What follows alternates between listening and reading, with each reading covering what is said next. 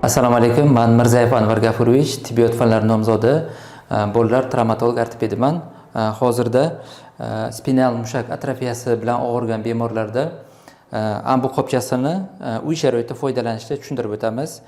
Hammamizga ma'lumki, spinal mushak atrofiyasi bilan kasallangan bemorlar mushak gipotrofiyasiga uchraydi va nafas olish mushaklari zararlanishi hisobidan gipoksiya kuzatiladi.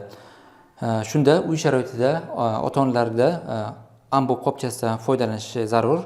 Bu uchun birinchi navbatda bemorni yotqizamiz. Yotqizilganda nafas yo'llari tekshiriladi, og'iz ochilib, og'izni ochamiz.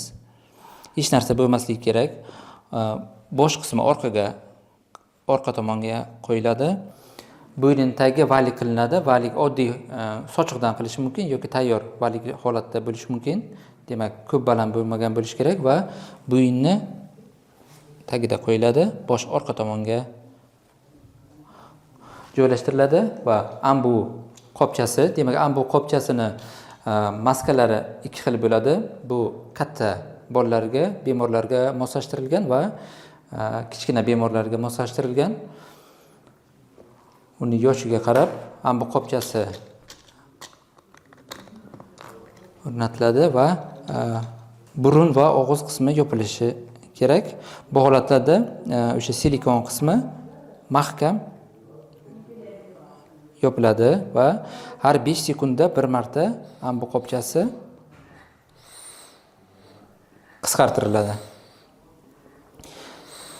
Spinal mushak amiotrofiyasi bilan kasallangan bemorlarda kuniga 10 martagacha maslahat beriladi. Ambu qopchasini foydalanish 5-10 daqiqa davomida. Asosiy maqsad bu gipoksiyani oldini olish, mushaklar gipotrofiyasini oldini olish, nafas olish qobiliyatini yaxshilash va bemorning umumiy holatini yaxshilashga qaratilgan bo'ladi. Agarda bemor hushini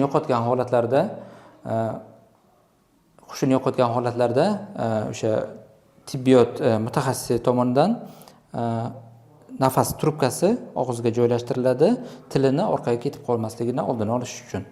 Bundagi o'zgarishlar o'sha teridagi lablarda qizarishi, terida tirnoqlar ostidan qizarishi va nafas ko'krak qafasini balandga tushib, yana pastga tushishi o'sha to'g'ri nafas berilayotganini belgisi hisoblanadi.